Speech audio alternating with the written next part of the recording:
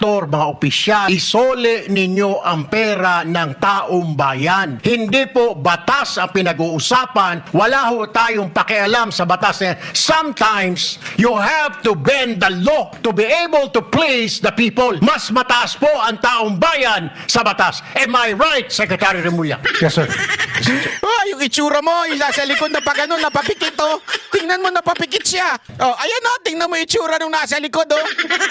Sir, ano nangyari? Bakit kayo napaganyan? Malamang profesor ito, malamang abogado ito. Mataas sigurong kaalaman nito sa batas.